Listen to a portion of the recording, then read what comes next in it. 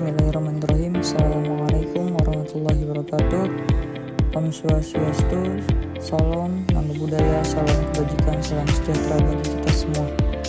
Perkenalkan, nama saya Dika Febriana dengan NIM 2341622621185. Di sini saya akan menjelaskan tentang produk bushing atau bearing slip. Saya akan menjelaskan dengan flowchart. Itu diawali dengan memulai atau bisa disebut juga perencanaan produksi. Proses dimulai dari permintaan produksi berdasarkan gambar teknik dari tim desain.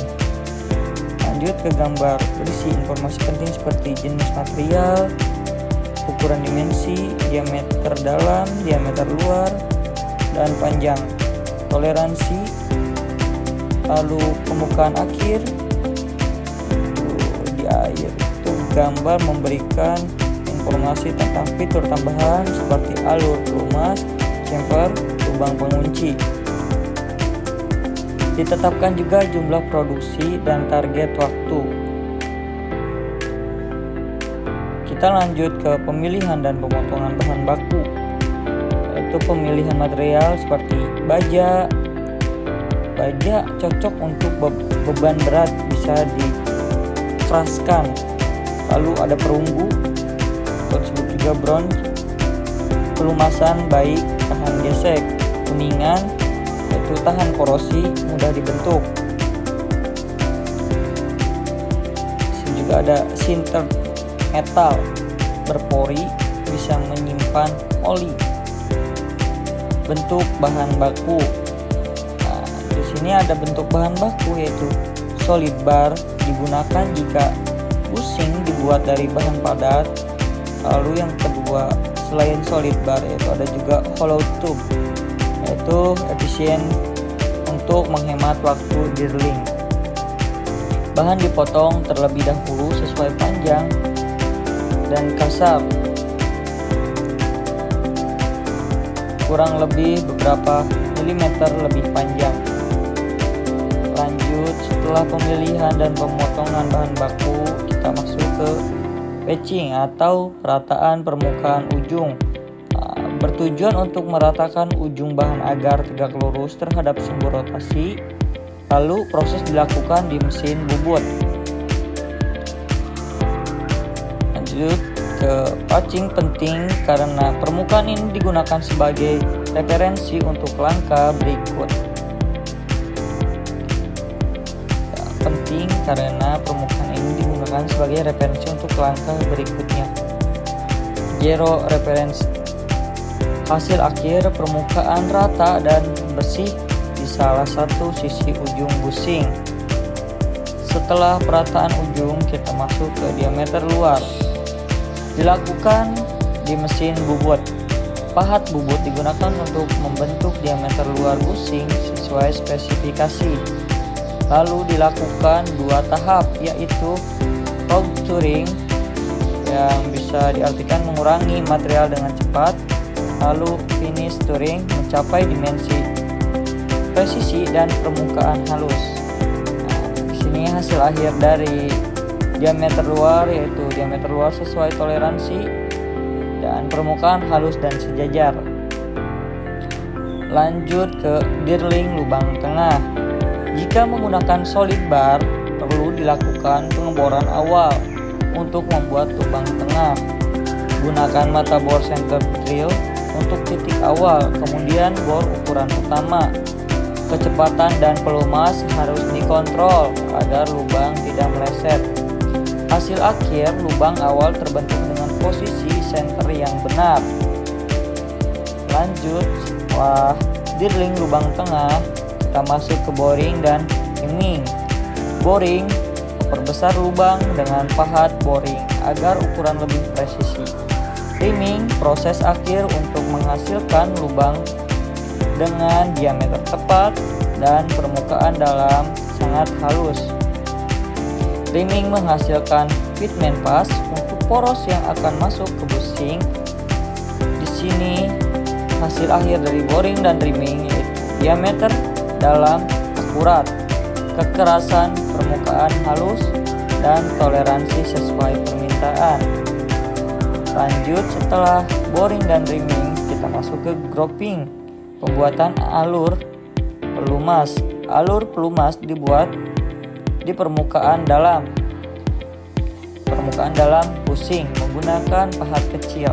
Fungsinya untuk menampung dan menyebarkan pelumas agar gesekan berkurang. Ini jenis alur bisa spiral, lurus, atau melingkar, tergantung desain. Hasil akhir dari grouping yaitu alur pelumas presisi sesuai bentuk dan lokasi. Setelah grouping, kita lanjut ke chamfering atau tirus ujung. Chamfer dibuat di ujung luar dan atau dalam. Fungsinya mempermudah pemasangan ke housing atau sub, menghilangkan sudut tajam yang dapat melukai atau merusak komponen lain. Chamfer dibuat menggunakan pahat khusus, chamfer atau pahat biasa dengan sudut tertentu. Hasil akhir dari chamfering yaitu ujung tirus rapi dan simetris. Lanjut, setelah chamfering yaitu ada finishing, final, machining untuk meningkatkan dimensi akhir yang presisi, surface finish, kekasaran permukaan. Proses finishing meliputi lightening, bleeding jika perlu presisi tinggi pada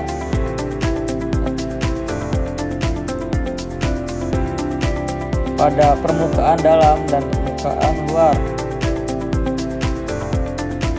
Honing atau lapping untuk ID yang sangat halus biasanya pada bushing hidrolik. Hasil akhir dari finishing yaitu dimensi dan permukaan sangat halus, siap digunakan tanpa perlu perbaikan manual. Setelah finishing, kita lanjut ke heat treatment jika diperlukan. Digunakan jika bushing dari baja dan butuh ketahanan aus. Lanjut, jenis perlakuan panas yaitu ada 3. Hardening yang berarti mengeraskan permukaan. Lanjut ke tempering atau menghilangkan kerapuhan. Case hardening atau bisa disebut juga keras di luar, tetap ulet di dalam. Hasil akhir dari heat treatment yaitu bushing kuat dan tahan aus sesuai kebutuhan kerja berat.